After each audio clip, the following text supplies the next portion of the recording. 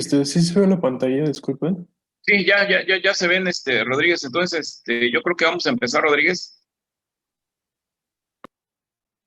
Vamos a empezar, muchachos, la clase. Pues bueno, los demás hay que se vayan uniendo. Vamos a seguir con los temas de la primera unidad, muchachos, y vamos a ver hoy la enfermedad por reflujo gastroesofágico, el que común llamamos el ERGE, ¿sí? Y vamos a ver aquí algunas definiciones. Dice que se define como síntomas crónicos o daño mucosal causado por el reflujo anormal de contenido gástrico en el esófago. ¿Sí? Dice que es la condición clínica que se presenta cuando la regurgitación de contenido gástrico provoca síntomas y complicaciones. ¿Sí? Y si vemos la primera definición, dice que es el daño causado por reflujo anormal.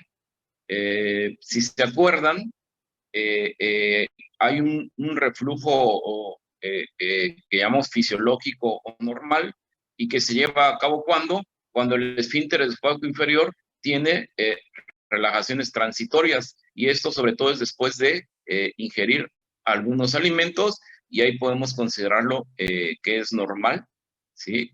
Por las relajaciones transitorias del esfínter esofágico inferior. Eh, eh, Cuando el reflujo se hace anormal, esto nos va a provocar obviamente daño de la mucosa y nos va a empezar a dar síntomas crónicos. ¿Me dan la que sigue, Rodríguez? Y los pacientes con enfermedad por reflujo gastroesofágico pueden clasificarse como sigue, o es como lo podemos encontrar en nuestra práctica clínica. El ARN, que es la enfermedad por reflujo no erosivo, hasta el 50% de los pacientes con enfermedad por reflujo gastroesofágico, al momento de realizarles una endoscopía, vamos a encontrar que el 50% no hay daño de la mucosa. Vamos a encontrar que esto es normal. Esofagitis, o sea, ya daño, que es esofagitis erosiva, lo vamos a encontrar en el 30 a 40% de los pacientes. Y ya con esófago de Barrett, que es el cambio de epitelio que vamos a ver después, vamos a encontrar del 10 al 20% de los pacientes. ¿Qué quiere decir esto? Que un paciente que tenemos con síntomas de enfermedad por reflujo gastroesofágico y le hacemos una endoscopía y no encontramos ningún daño, no descartamos que el paciente tenga reflujo.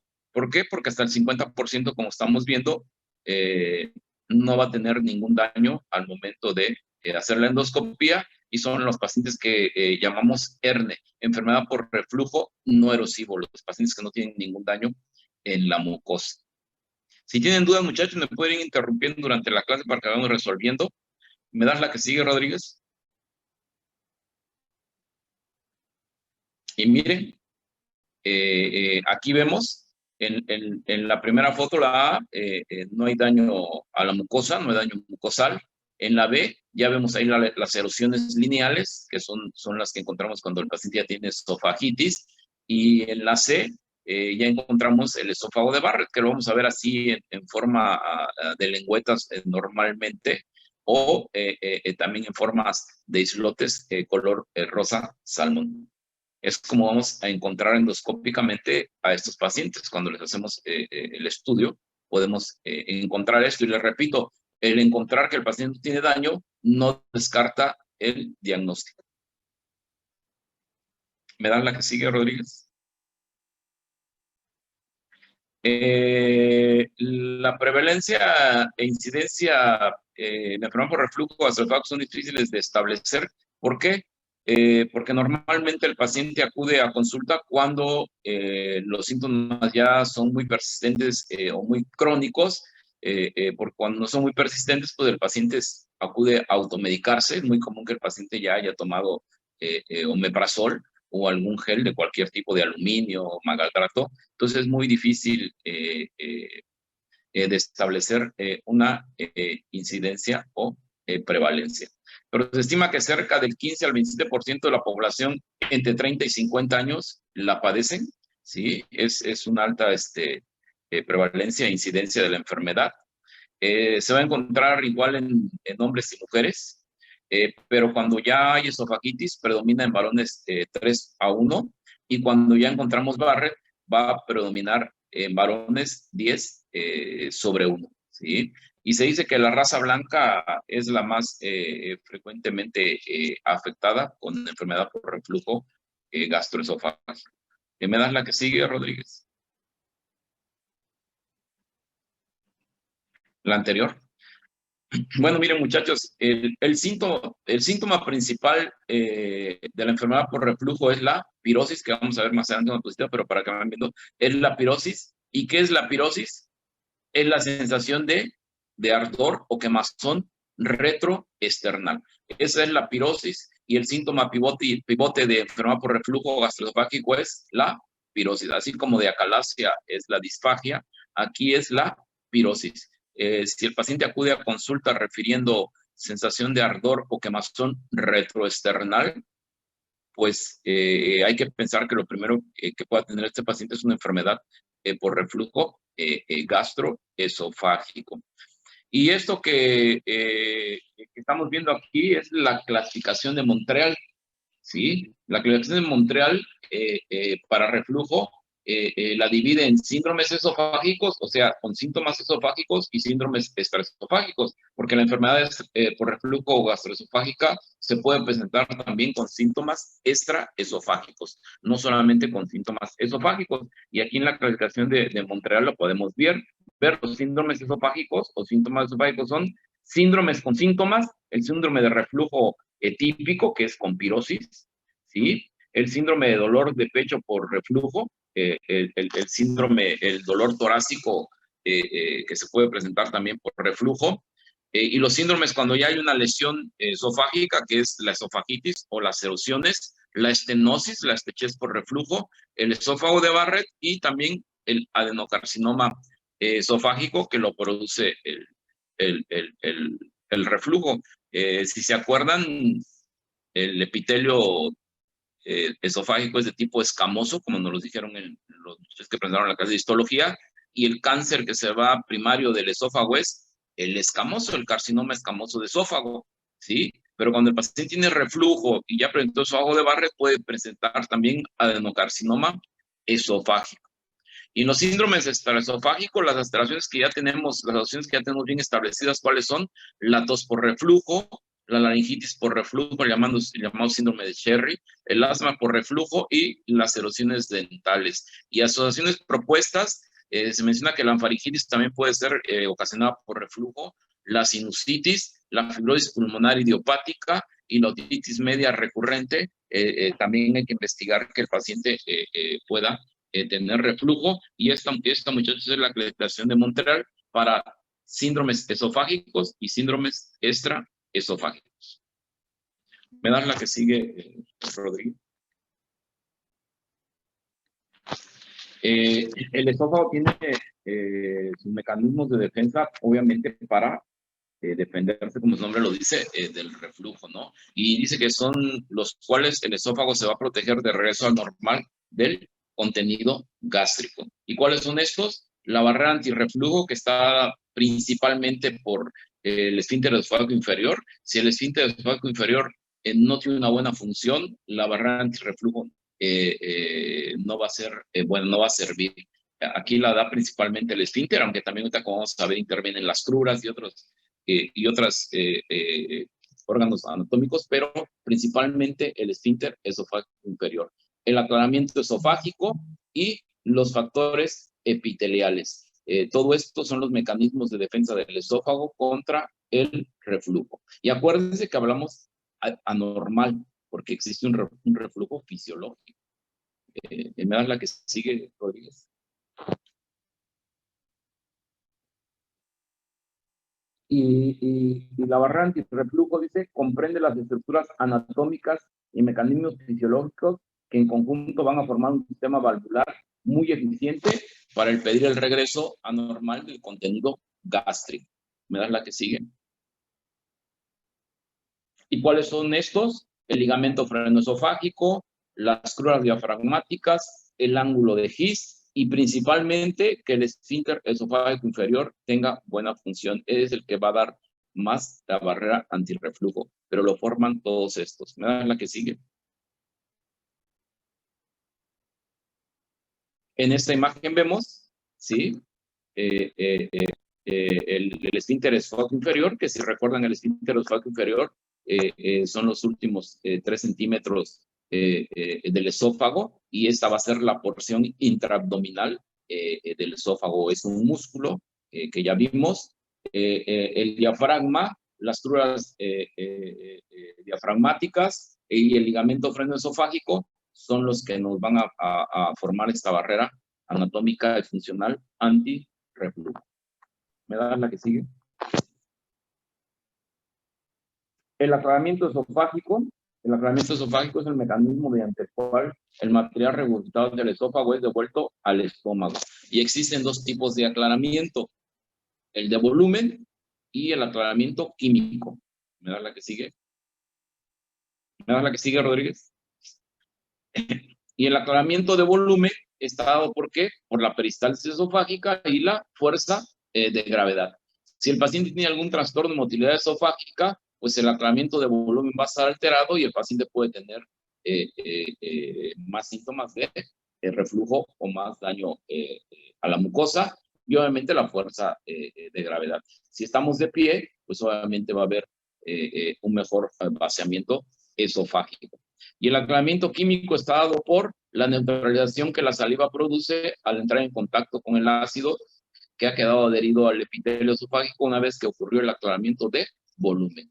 O sea que el ácido que pueda quedar adherido a la pared esofágica, porque el aclaramiento de volumen no está funcionando adecuadamente, ya entra ahí el aclaramiento químico que está dado por la saliva. Que la saliva que contiene principalmente contiene bicarbonato, y esto va a hacer que nos ayude al aclaramiento de ácido esofágico. ¿Me da la que sigue? Y el punto número 3, los factores epiteliales, que los vamos a dividir en preepiteliales, epiteliales y postepiteliales. Y los preepiteliales, ¿cuáles son? La capa de moco, que ya vimos que las células, las glándulas esofágicas van a producir únicamente moco. El bicarbonato, que es dado por la saliva. Y las epiteliales son las uniones estrechas de células planas estratificadas. La unión de estas células también nos va a dar esta barrera antirreflujo. ¿Me da la que sigue? ¿Y cuáles seguirían? Pues los postepiteliales. Y los postepiteliales están dados por el flujo sanguíneo capilar, las prostaglandinas, y que el mecanismo de reparación y restitución celular estén bien, que sean los adecuados, porque si no también va a aumentar el problema del reflujo. ¿Y en quién vemos que los mecanismos de reparación y restitución celular están ya un poco deteriorados o están deteriorados? En las personas de edad avanzada. Van a tener menor flujo sanguíneo, el mecanismo de reparación y restitución también va a estar alterado y pueden empezar a tener problemas de reflujo. ¿Me dan la que sigue?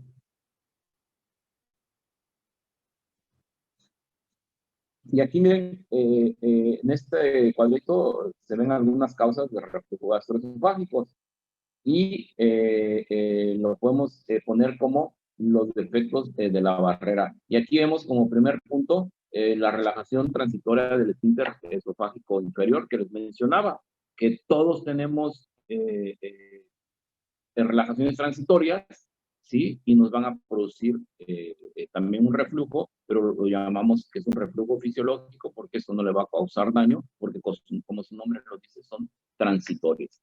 La hernia hiatal puede ser una causa de reflujo, el esfínter esofágico inferior hipotenso, algunas enfermedades como la esclerodermia y la ruptura del esfínter esofágico inferior después de miotomía o dilatación con globo. ¿Se acuerdan cuando vimos acalasia?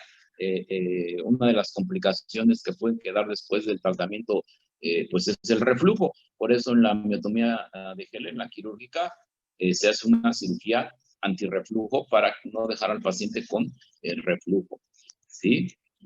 Un gradiente de presión gastroesofágico mayor que puede ser dado por un vaciamiento gástrico retardado en pacientes diabéticos que tienen gastroparesia diabética, o la pseudoobstrucción intestinal crónica, que es un trastorno de motilidad, también nos puede aumentar el gradiente de presión y provocar reflujo. Obviamente la obesidad, el embarazo y usar ropa muy ceñida, ropa muy apretada, también aumenta la presión intraabdominal y puede haber reflujo.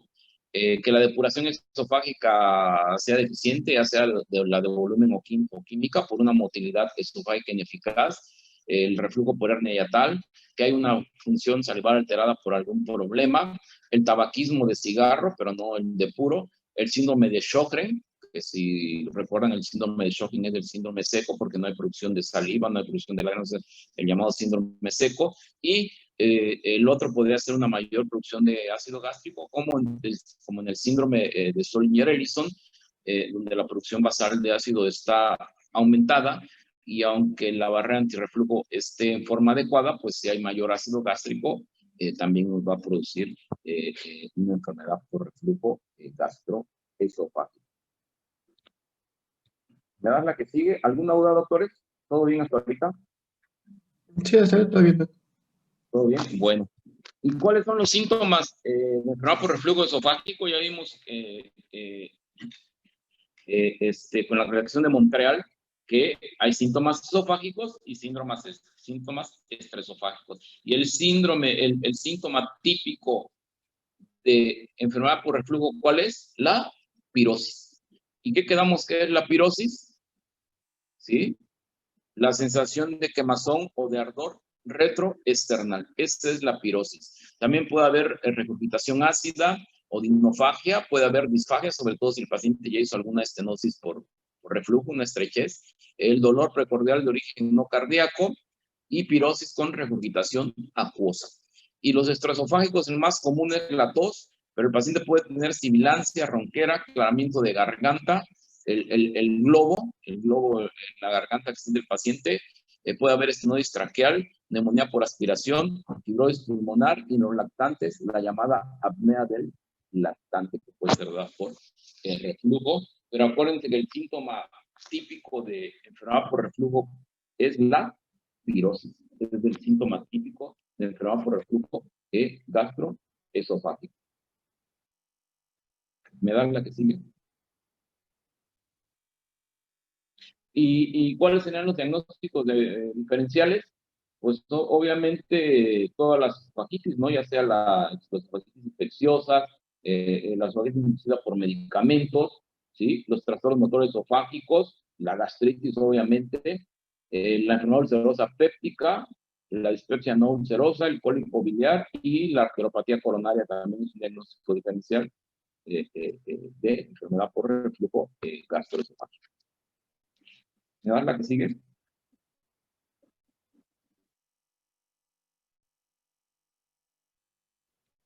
Bueno, ¿y cómo hacemos el diagnóstico de enfermedad por reflujo gastroesofágico?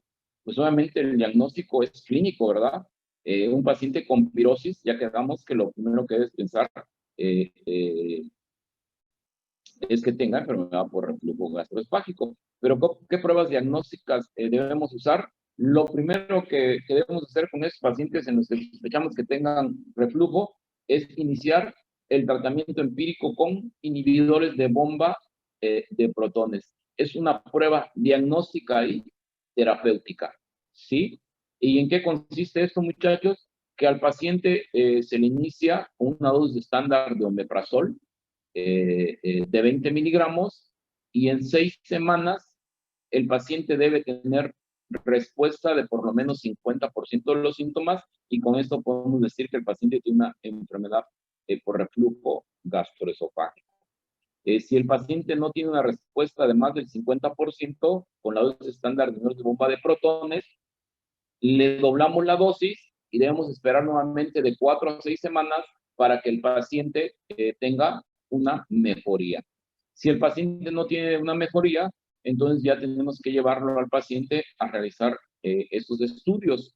Le pedimos una endoscopía y ¿qué vamos a ver en la endoscopía? Ya quedamos que hay algún daño a la mucosa, ¿sí? Que haya esofagitis o detección de Barrett.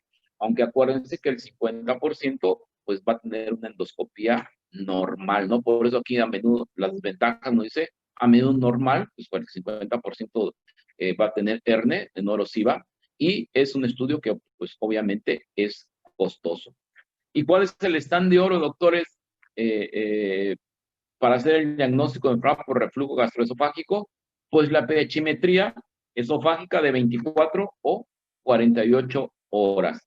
¿Y qué nos mide la pHimetría? Si el paciente tiene reflujo, nos va a medir el número de eventos de reflujo que tiene en el día el paciente, el pH ácido de ese reflujo, ¿sí? Cuánto tiempo dura el ácido en contacto con la mucosa del esófago, y también nos mide que el esfínter esofágico inferior cuánto tiempo permanece abierto, porque acuérdense que hay relajaciones transitorias, ¿verdad? Pero cuando el esfínter esofágico inferior tiene estas relajaciones que ya duran más tiempo, ya no las podemos decir que son transitorias, y todo esto nos los va a medir la pHimetría. Y dice que las ventajas que podemos tener diagnóstico de reflujo ácido, cuantifica eventos de reflujo ácido y permite además la correlación de síntomas. Esto se deja un catéter en el esófago y el paciente trae un aparatito donde va apretando. Si tiene síntoma de pirosis, aprieta si es después de comer, antes de comer, si es al estar acostado, si es al estar parado, y ahí va apretando el botoncito, y todo esto queda grabado en un programa que lo extraemos y lo metemos a un programa de computación, y ahí nos arroja los resultados.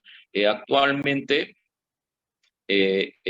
ya se utiliza un catéter que es inalámbrico, que el paciente no tiene que tener la sonda conectada a la nariz, ya se deja dentro conectado, se llama sistema Bravo, se deja conectado el aparatito por dentro sin catéter, y lo podemos tener durante 48 horas, o sea que nos mide más, nos mide el doble, no nos mide 48 horas, sino 24, perdón, sino hasta 48 horas. ¿Por qué? Porque es menos molesto.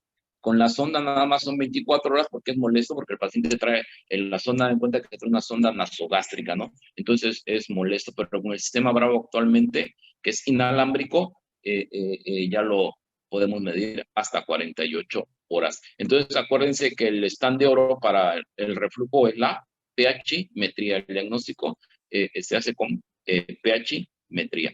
El esofograma de bario es una buena prueba para medir, únicamente para decir la anatomía, sobre todo si hay estenosis. La manometría esofágica, como ya vimos, nos va a medir el esfínter esofágico inferior, el tono del esfínter esofágico inferior. Y actualmente ya existe la impedancia, que mide eventos de reflujo no ácido, porque el paciente puede tener reflujo que no sea ácido, que sea biliar, ¿sí? Y ya nos los puede, con el estudio de impedancia esofágica, ya también nos permite medir si el paciente tiene reflujo que no es ácido, que es un reflujo biliar. Porque con la pHimetría normal, que nada más mide eventos ácidos, pues nos la reportaba normal, ¿sí? ¿Por qué? Porque no nos medía el reflujo no ácido, el reflujo biliar. Entonces, actualmente con la impedancia, ya también medimos el reflujo ácido, el reflujo no ácido. ¿Me das la que sigue? ¿Alguna duda, doctores? ¿Alguna duda hasta ahí, doctores? No, Doctor, A ver, doctores, entonces, ¿qué van a hacer con un paciente que les llega con pirosis, que les llega refiriendo sensación de ardor retroesternal, sensación de quemazón? ¿Qué van a hacer con ese paciente? la prueba terapéutica. La prueba terapéutica, ¿no, doctor? Acuérdense bien de eso, ¿no? Lo primero que tienen que hacer con esos pacientes es de llevarlo a endoscopía, pHimetría o lo que quieran. Le tienen que hacer su prueba diagnóstica, que es una prueba diagnóstica y terapéutica. ¿Sale? Es lo primero que tienen que hacer, no pedir endoscopía, porque luego en el examen se les pregunta y lo primero que ponen es endoscopía, ¿no? Lo primero que le haría es mucho endoscopía o pHimetría, entonces acuérdense, esto es importante. Y cuando hacemos la endoscopía a los pacientes, doctores, a los pacientes que tienen ya una esofagitis, que ya tienen erosiones, hay muchas clasificaciones. La más usada es la clasificación de Los Ángeles. que mide 4 grados. En el grado A vamos a encontrar uno más rupturas de la mucosa, o sea, erosiones de menos de 5 milímetros que no se extienden entre la parte superior de 2 pliegues. O sea, las erosiones miden menos de 5 centímetros y no están en 2 pliegues. En la B, las erosiones son de más de 5 milímetros, pero igualmente no se extienden entre 2 pliegues. Y la C, las rupturas ya van a ser con una continuidad entre las partes superiores de 2 pliegues de la mucosa y afectan al 75% de la circunferencia esofágica. Y la D ya van a afectar a más, estas erosiones, a más del 75% de la circunferencia esofágica. ¿Me da la que sigue? Y ahí vemos, ¿sí? Ahí vemos, si ven, las erosiones, son esas pequeñas líneas rojas, miden menos de 5 milímetros y no se unen entre 2 pliegues, no están separadas. ¿Me da la que sigue? Miren aquí, las lesiones lineales, las erosiones lineales, ya miden más de 5 milímetros, ya son más largas, pero no son confluentes, o sea, no se unen entre 2 pliegues. ¿Me da la que sigue, Rodríguez? Y en la C, estas ya se unen, pero ocupan menos del 75% de la circunferencia esofágica. ¿Me da la que sigue?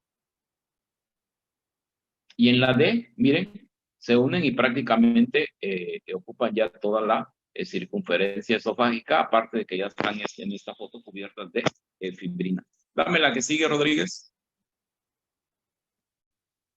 Y en este esquema que es dibujado, se hace mejor ejemplo. Miren, en la A, ahí se ven las erosiones lineales de menos de 5 milímetros, no confluentes. En la B, de más de 5 milímetros, no confluentes. En la C, obviamente ya son más de 5 milímetros, pero aquí el dato es que son confluentes, pero no ocupan más del 75% de la circunferencia. Y en la D, ya prácticamente ocupan toda la circunferencia del esófago.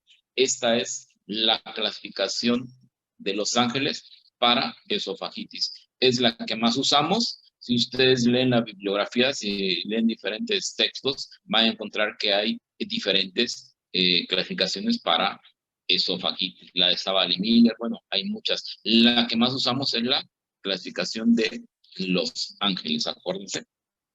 Me das la que sigue. Y estas son unos ejemplos. Miren, por ejemplo, en la C, como ya es totalmente confluente, ¿sí? En la B se ven las erosiones de más de 5 milímetros, pero no son confluentes. ¿Me das la que sigue?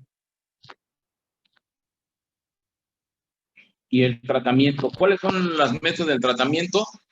Pues obviamente, las metas del tratamiento son aliviar los síntomas, curar la esofagitis, prevenir la recurrencia de síntomas y evitar complicaciones. ¿Y cuáles son las complicaciones de la enfermedad por reflujo gastroesofágico? Pues la estenosis, el esófago de Barrett y la complicación más grave que es el adenocarcinoma esofágico. Entonces tú al dar el tratamiento lo primero que tratas es de quitar los síntomas al paciente y obviamente curar la esofagitis y evitarle complicaciones. ¿Y qué les damos a los pacientes? Me dan la que sigue. Primero hay que modificar el estilo de vida del paciente. Esto se va a beneficiar sobre todo los pacientes con una enfermedad por reflujo gastroesofágica leve. ¿Y cuáles son estos cambios? Pues evitar alimentos grasos, alcohol, cafeína, elevar la cabecera de su cama, ¿sí? Para evitar el reflujo y dejar de fumar. ¿Me dan la que sigue? ¿Sí? Aquí miren, vemos unas sustancias que van a afectar la presión del esfínter esofágico inferior, que la aumenta las proteínas, estos medicamentos, metoclopramida, domperidona, cisaprida, todos los prosinéricos que muchas veces usamos para pacientes con reflujos, los agentes neurales, algunas hormonas, y que la disminuye la grasa, el chocolate, el alcohol, la menta, que es lo que se le debe dar al paciente. medicamentos como bloqueadores de canales de calcio, nitratos, el diazepam, la meperidina, barbitúricos, morfina, los analgésicos y esos agentes neurales con las hormonas, la secretina, el glucagón, el polipéptido inhibidor gástrico, la progesterona. Por eso las mujeres embarazadas pues tienen mucho reflujo. ¿Por qué? Porque aumenta la progesterona y eso disminuye la presión del esfínter esofágico inferior. ¿Me da la que sigue? Y ya vimos que el tratamiento de inhibición del ácido puede utilizarse para proporcionar alivio de los síntomas y curar la esofagitis. ¿Y qué podemos utilizar? Los antagonistas e inhibidores de histamina que mejoran los síntomas en un 60% y curan la esofagitis en un 50%. ¿Y cuáles son estos medicamentos? La ranitidina, la cimetidina, la famotidina, que son los inhibidores de histamina. Y los que más usamos, ¿por qué? Porque proporcionan mejor alivio de síntomas y curan más la esofagitis, pues son los inhibidores de bomba de protones. El más conocido y el primero que tuvimos fue el omeprazol, y tienen una respuesta en cura y en alivio, en cura de síntomas y de esofagitis hasta en un 90%, ¿sí? Por eso son los que debemos usar de inicio, ¿no? Y como ya vimos, son los que debemos usar para darle al paciente una prueba diagnóstica y terapéutica. Si el paciente mejora con esto, ya no hay más que hacerle a nuestro paciente. Entonces ya quedamos que se inicia con una dosis estándar de 20 miligramos de omeprazol, y si no mejora en las 6 semanas, le podemos doblar la dosis y esperar de 4 a 6 semanas a ver si hay mejoría, ¿sí? Y esto es con omeprazol, porque en el mercado tenemos muchos inhibidores de bomba, ¿no? Con diferente dosis, ¿sí? No nada más tenemos omeprazol, tenemos pantoprazol, rabeprazol, lansoprazol y tenemos una gran cantidad de inhibidores de bomba de protones, ¿sí? Por ejemplo, el de lansoprazol, que es uno de los últimos, viene en presentaciones de 30 y 60 miligramos. Si tenemos que hacer la prueba, si queremos hacer la prueba con el lansoprazol, que es de Extivan en el mercado, con este inhibidor de bomba, tendríamos que iniciar con 30 y el doble de dosis sería 60, ¿sí? Pero se recomienda que esta prueba diagnóstica terapéutica se inicie con omeprazol, no con ningún otro inhibidor de bomba. Si no tienen al alcance omeprazol o algo, pues lo pueden utilizar con otro. Por ejemplo, el pantoprazol viene de 20 y 40, igual lo tendrían que hacer. El lansoprazol viene de 15 y 30, entonces ahí tendrían que iniciar con 30 y el doble de dosis sería 30. ¿Sí? Por eso se les recomienda que mejor sea con omeprazol para que no se metan en problemas con los demás inhibidores de bomba que vienen en diferentes presentaciones en cuanto a miligramos. ¿Me dan la que sigue? Los procinéticos. ¿Qué función tienen los procinéticos? Los procinéticos van a provocar motilidad en el aparato digestivo, en el esófago, y también van a hacer que la presión del esfínter esofágico inferior aumente, ¿sí? Por eso los podemos usar en los pacientes con por reflujo gastroesofágico, aunque su respuesta es con efectos mínimos. ¿En quienes se ha visto que responde mejor si agregamos inhibidor de bomba de protones más procinético? En los pacientes que tienen no erosiva, una enfermedad por reflujo no erosiva, la hernia, en esos pacientes se ve que tienen mejor respuesta. En los pacientes que ya tienen erosiva o que ya tienen Barrett, no hay buena respuesta, los efectos son mínimos, pero en los pacientes con hernia, que lo asociamos con el inhibidor de bomba de protones, estos pacientes van a tener mejor respuesta. Obviamente todo esto aunado, ya vimos, a mejorar el estilo de vida del paciente, principalmente en su alimentación. ¿Me das la que sigue?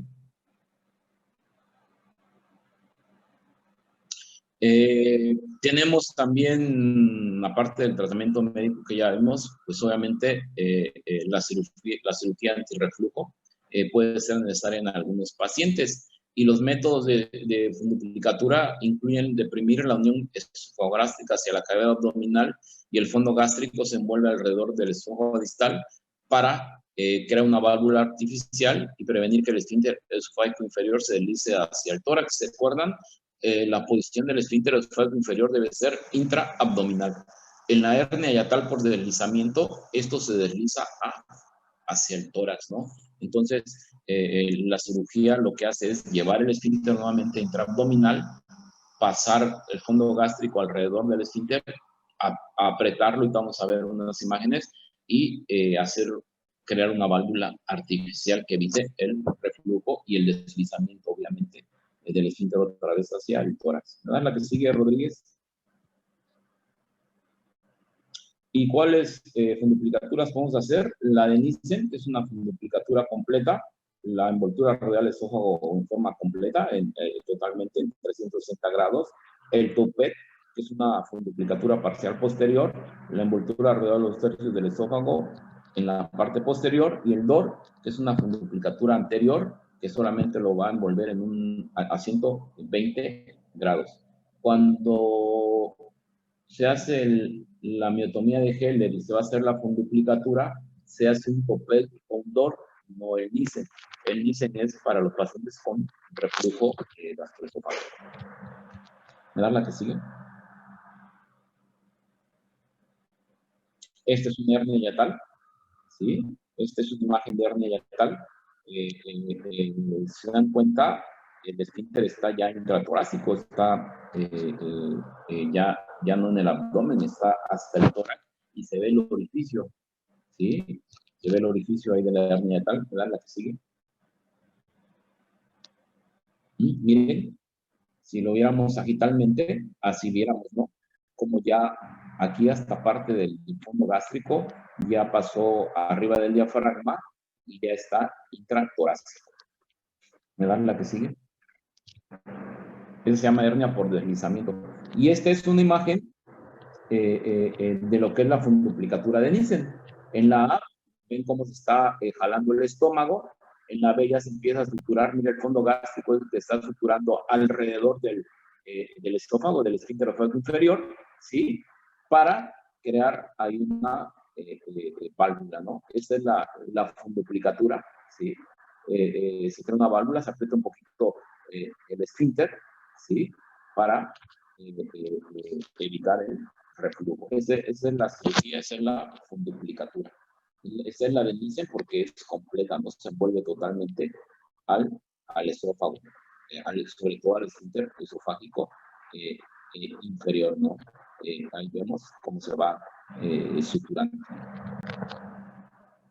La que sigue, Rodríguez. Y miren, después de la funduplicatura, si recuerdan la imagen anterior, cómo se veía como un hoyo ahí, bueno, miren cómo ya está apretando. Lo que ven negro es el tubo, y vean cómo lo está apretando ya, cómo ya se cerró ahí, y ya quedó apretado, ¿no? Ya se ve cómo aprieta al endoscopio, cómo aprieta el tubo de endoscopia. Esa imagen se ve después de una funduplicatura. ¿Me das la que sigue, Rodríguez? ¿Y cuáles serían las indicaciones para llevar al paciente a funduplicatura? Pues síntomas persistentes o refractarios a tratamiento médico, esofagitis severa por endoscopía, esófago de Barrett pero sin displasia o carcinoma. Si el paciente tiene displasia, ya no está recomendado hacer la funduplicatura. Que el paciente tenga síntomas pulmonares recurrentes o hernia hiatal grande con síntomas de regurgitación.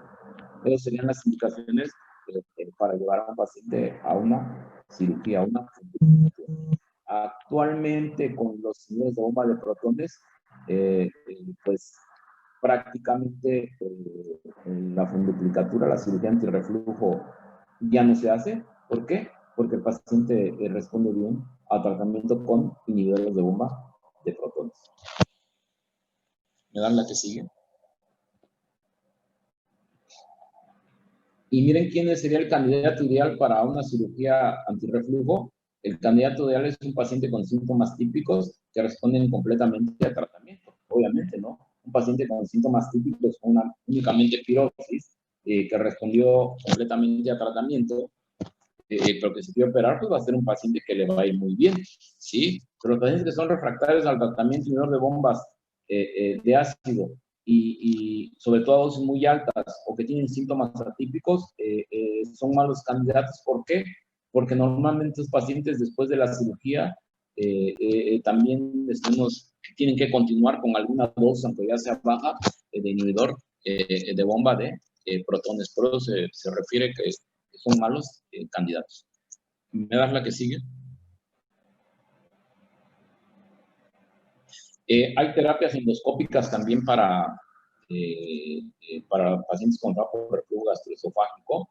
¿Sí? El problema de las terapias endoscópicas es que las recaídas, el paciente vuelve a recaer 6 meses a 1 año, el paciente recae y está sobre todo hecha para pacientes con hernias diatales pequeñas. Paciente con una hernia diatal grande, pues la cirugía a reflujo por vía endoscópica no funciona. ¿Y qué terapias tenemos endoluminales o endoscópicas? La ablación con radiofrecuencia discreta, la sutura endoscópica, la inyección endoscópica de polímeros y un sistema que se llama de reparación guardián de reflujo. Me dan la que sigue para que vayan viendo cuáles son esas terapias. Miren, la discreta es esta, se mete una sonda por vía endoscópica, lo estamos viendo en la A, se insufla un globito, el globito lleva unas agujas, ¿sí? Que van a producir radiofrecuencia. ¿Y qué provoca esto a nivel del esfínter oblicuo inferior? Va a provocar una quemadura y esto obviamente nos va a hacer una cicatrización y la cicatriz nos va a cerrar el esfínter esofágico inferior, disminuyendo obviamente el reflujo. El problema de estos es que el paciente puede tener recaídas al año y se tiene que volver a hacer el procedimiento. Esa es radiofrecuencia, ablación con radiofrecuencia con sonda de Streck. Me dan la que sigue. Esta está aprobada por la FDA y ya se hace en México, en algunos centros, sobre todo en Monterrey, tiene mucha experiencia con la sonda de Streck para esto. Y esta es la sutura endoscópica. Pues obviamente, como lo están viendo, es una sutura. Se le implanta al endoscopio un sistema de sutura y hagan de cuenta que desde afuera tenemos un aparatito como el que se le echa aire a las llantas de la bicicleta. Así se va usando, se va metiendo y se va sacando y va provocando esa sutura. Se amarran los pliegues, obviamente se hace en los 4 cuadrantes para evitar el reflujo.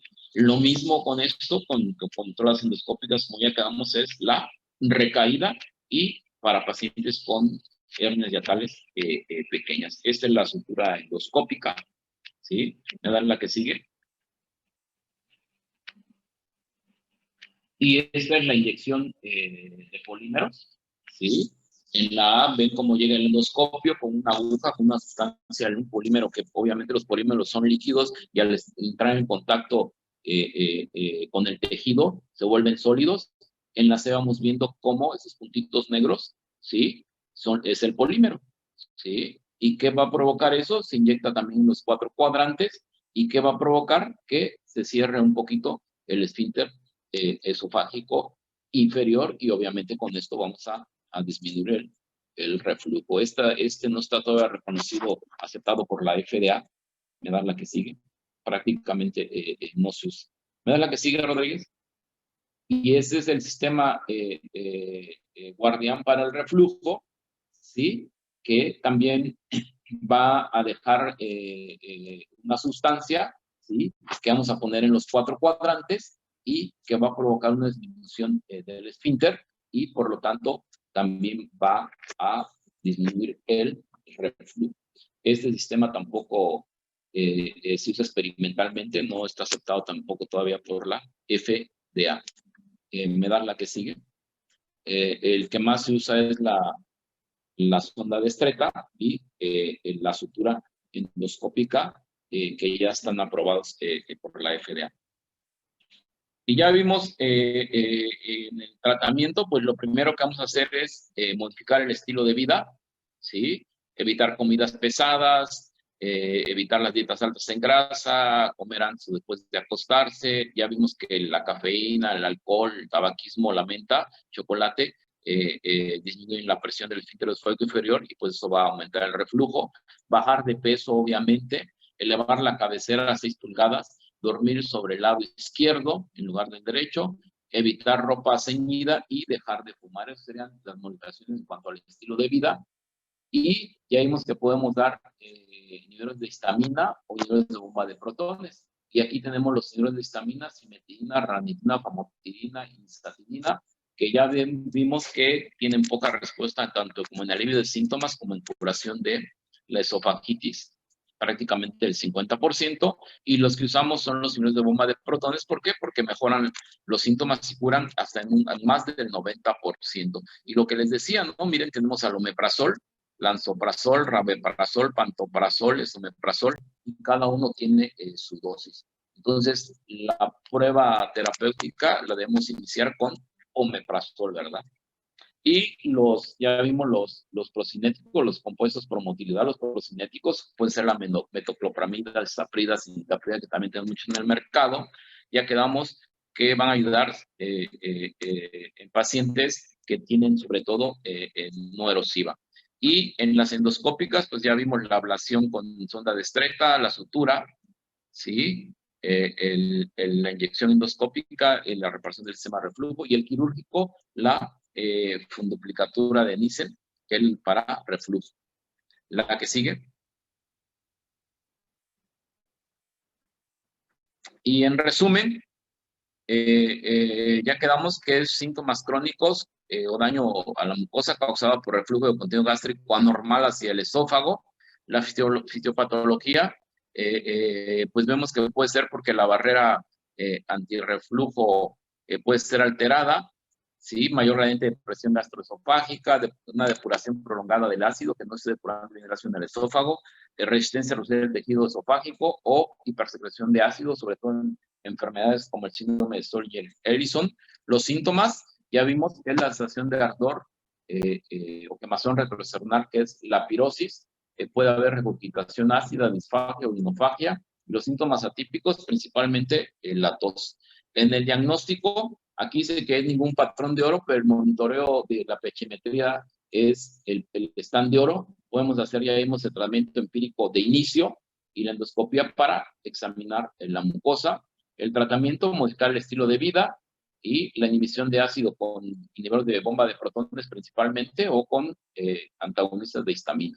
Y obviamente en cirugía, pues la cirugía anti-reflujo. Dame la que sí, creo que ahí es la última, Rodríguez. Sí, sí, ya es la última. ¿Tienen alguna duda de enfermedad por reflujo, muchachos? Sí, doctor, yo tengo una duda. ¿Cuántas semanas dijo que se tenía que esperar ¿cómo se dice? Para duplicar lo que es la dosis del tratamiento terapéutico. Para duplicar la doctora podemos esperar de 4 a 6 semanas. ¿Sí? Gracias, Además, doctor. que aquí es importante de tener en cuenta lo que llamamos los signos de alarma, ¿no? Si tu paciente tiene pérdida de peso, si tu paciente tiene fiebre, si tu paciente tiene hematemesia, vómito de sangre o melena, evacuación de sangre, pues obviamente, doctora, si es mayor de 50 años, son signos de alarma, ¿no? Entonces, si tu paciente tiene pirosis, pero tiene algún signo de alarma, pues obviamente no le vas a empezar la prueba con niveles de bomba, ¿verdad? Ya te está dando datos de alarma, ¿no? Entonces ya mejor mándalo a estudiar.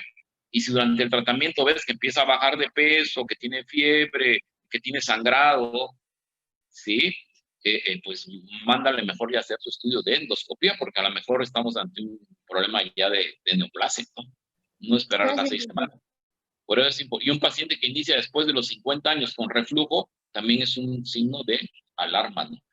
Son datos de alarma. Entonces es importante tener en cuenta los datos de alarma antes de iniciar el tratamiento. Para iniciar el tratamiento, también el paciente debe tener pirosis sin ningún signo de alarma. que son los principales, los que les estoy mencionando. ¿Alguna otra duda, doctores?